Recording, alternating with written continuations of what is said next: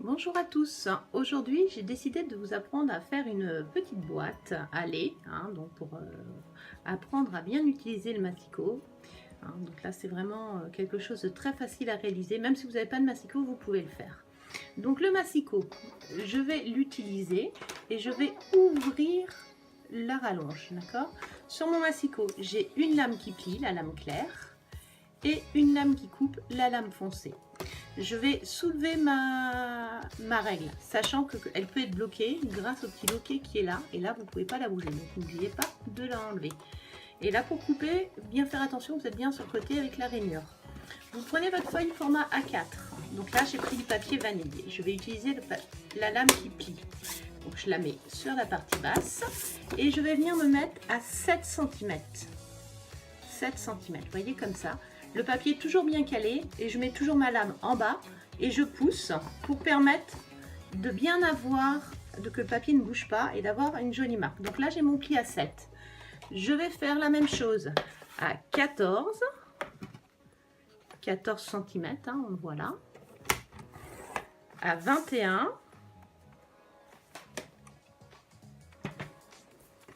à 21 et à 28 cm. Dans ce sens là, d'accord? Comme ça il me reste de quoi coller. Dans l'autre sens, je vais marquer les plis à 7 cm, 14 cm et 20 cm. Je vais marquer le pli au milieu entre ces deux bandes là. Donc j'ai 7 plus 3,5, ça me fait 10,5 et là je marque que sur la partie haute, sur le petit pli de 1 cm, d'accord? Donc là j'ai marqué juste ici, donc là j'étais à 10,5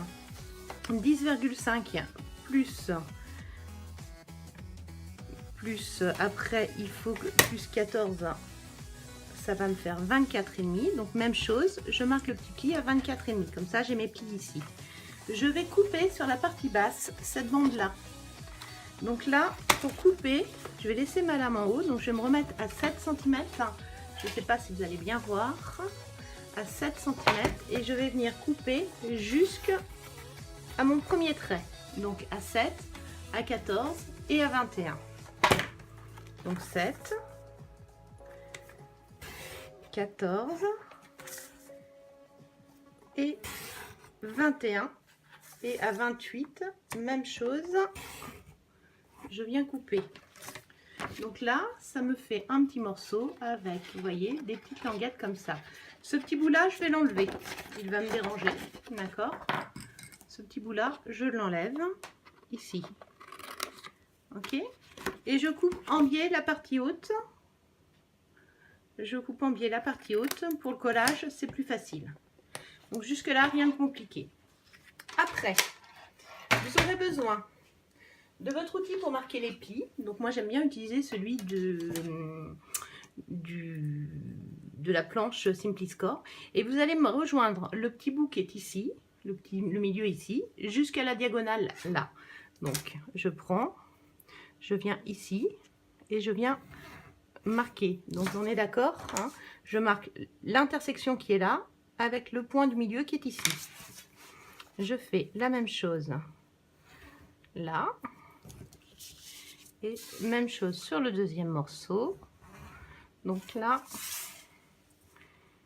et là. D'accord? Donc là, tous mes plis sont marqués. Ma boîte est faite. Donc avant de coller, je marque bien tous mes plis.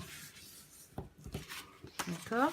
Je marque tous mes plis pour que quand je vais coller, ce soit plus facile à coller. Hop.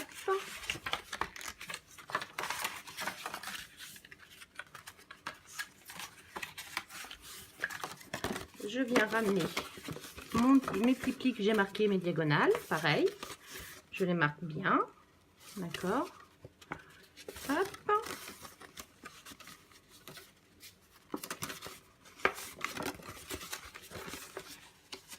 et hop, voilà.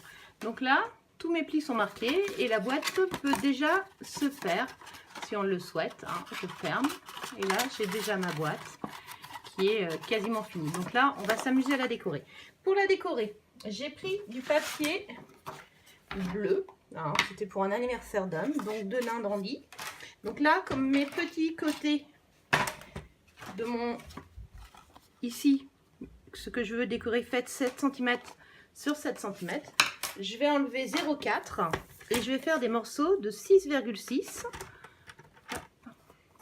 Donc 6,6, hein, là vous voyez bien. Voilà, je fais une bande. Et dans l'autre sens, je vais découper mes petits carrés de 6,6. Donc toujours la lame en bas et je coupe. 6,6. L'avantage, c'est qu'on est bien perpendiculaire et qu'on est au millimètre près.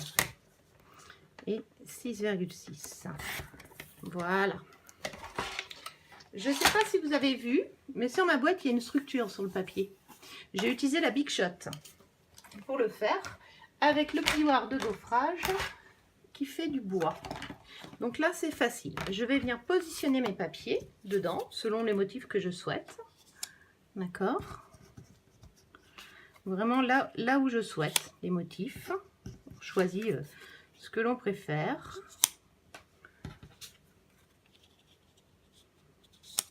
Hop, je ferme, je bloque bien. Et là, je vais prendre ma Big Shot. La Big Shot, donc pour l'utiliser, comme là, on a une plaque qui est épaisse, il va falloir enlever la plaque qui sert de guide et une plaque en plastique. Je vais juste mettre le gros sandwich, la grosse plaque et une plaque en plexi. Je pose bien, toujours l'articulation en premier quand je veux faire. Ah, mon papier a bougé un petit peu. Alors, je remets bien. J'aime bien que ce soit bien d'équerre. Voilà. Et toujours l'articulation en premier, ça évite d'abîmer vos plioirs. Vous venez mettre dessus. Voilà. Et là, vous tournez la manivelle. Hop. Je suis désolée, la caméra est un petit peu près, mais bon, vous allez voir le résultat fini. Donc là, j'ai mon papier qui est super joli. D'accord? C'est vraiment très très facile à faire. Hop, je range ma Big Shot pour l'instant. Voilà. Et je la range. Donc, ces petits papiers, je vais venir les positionner, les coller sur ma boîte, dans chaque carré ici. D'accord? Donc, on peut choisir d'avoir le veinage vers l'extérieur ou vers l'intérieur. C'est vraiment une question de choix. D'accord? Donc, tout à l'heure, je l'ai fait de veinage vers l'intérieur. Bon, on va changer. Je vais le faire veinage vers l'extérieur. Donc là, un petit peu de colle sur la périphérie.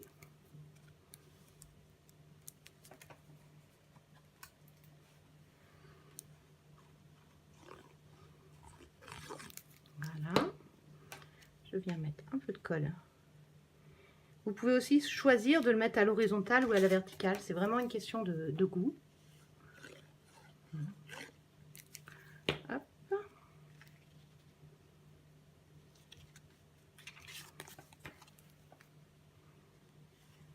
Aujourd'hui, le soleil est très présent en Normandie. Donc, ça fait quelques ombres. J'espère que la vidéo sera visible quand même pour vous et que ce sera assez explicite. Voilà. Hop.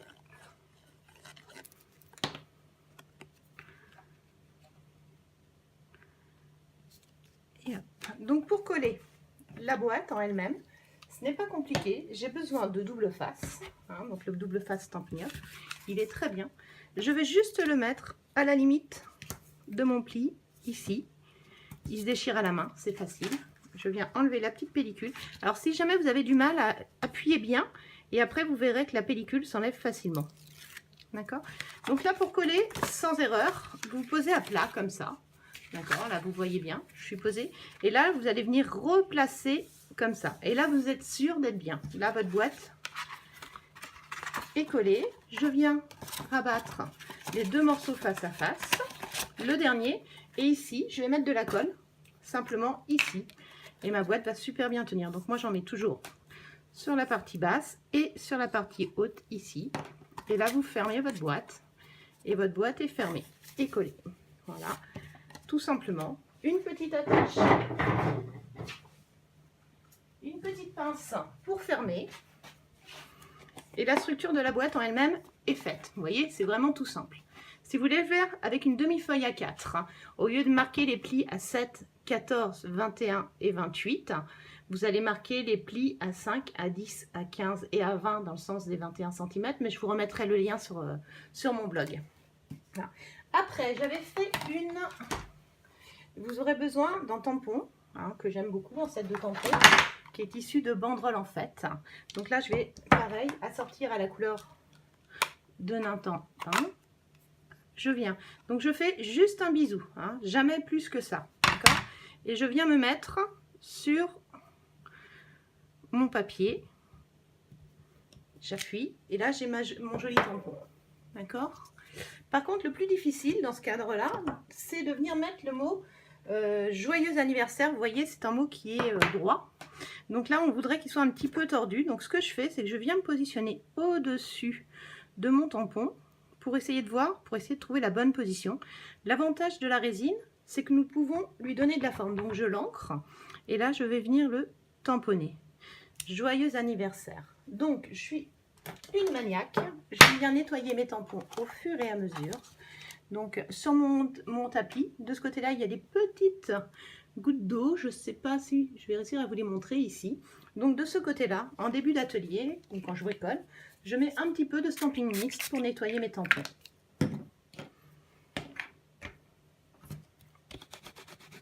Là, je le nettoie et je peux le ranger.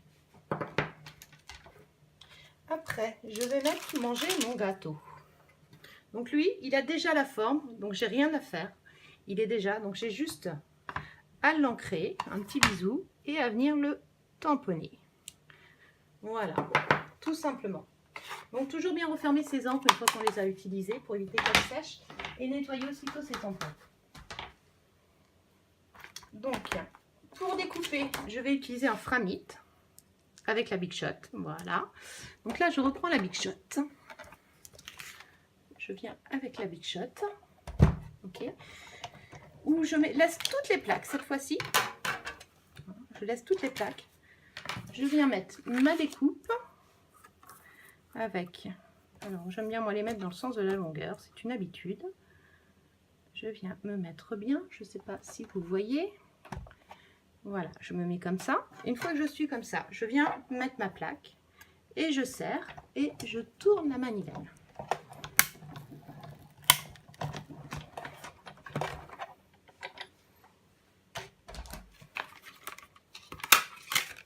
Là, j'ai ma découpe qui est faite. D'accord. Et donc ça, je vais venir le coller tout simplement ici, sur le dessus de ma boîte, avec de la mousse 3D. Avec de la mousse 3D. Hop. Donc la mousse 3D, j'aime beaucoup ça. Des stampings dimensionnels chez nous. J'en mets un ici. Un ici. Ici. Je trouve que c'est plus joli quand on met les choses en relief. C'est une habitude.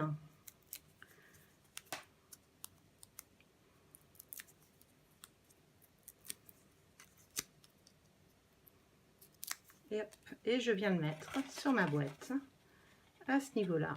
Hop, voilà. Vous pouvez le mettre droit, en billet, c'est comme vous préférez. D'accord?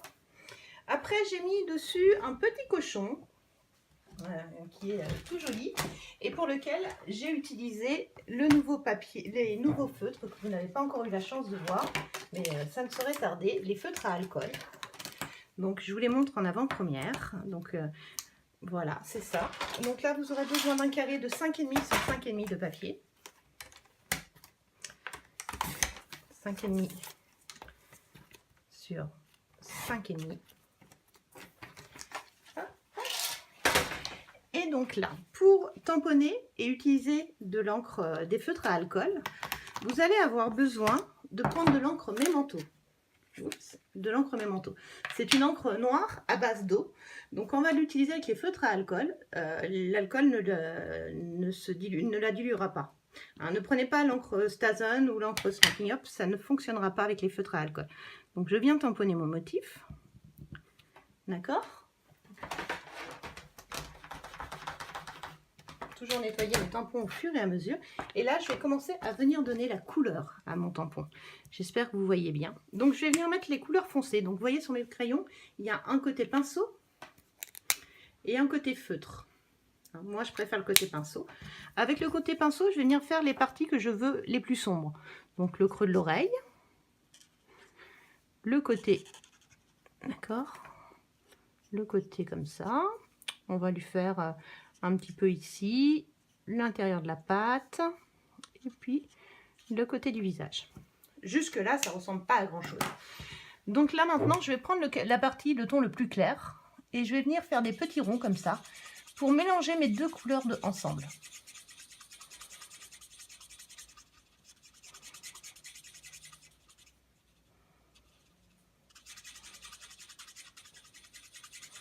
Et là, vous voyez, les nuances vont s'estomper rapidement.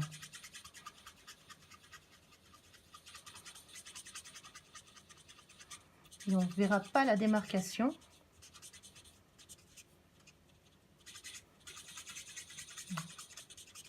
Donc attention, ça passe à travers votre papier, hein, les feutres à alcool, ça passe au travers, mais c'est vrai que c'est super joli. Et je vais faire le petit groin en rose plus foncé. Donc là, j'ai utilisé le marqueur petite pirouette foncé et le marqueur petite pirouette claire. D'accord? Et vous voyez le rendu, c'est assez chouette. Et donc après, il ne me reste plus qu'à venir le coller ici, sur la boîte, pour que vous ayez la boîte telle que je vous l'ai montré tout à l'heure. Voilà, bah écoutez, amusez-vous bien. Vous pouvez la faire pour Noël, pour un anniversaire, juste pour glisser un petit cadeau à une personne que vous appréciez. C'est vraiment quelque chose de très facile, très rapide à faire. Amusez-vous bien et bonne journée.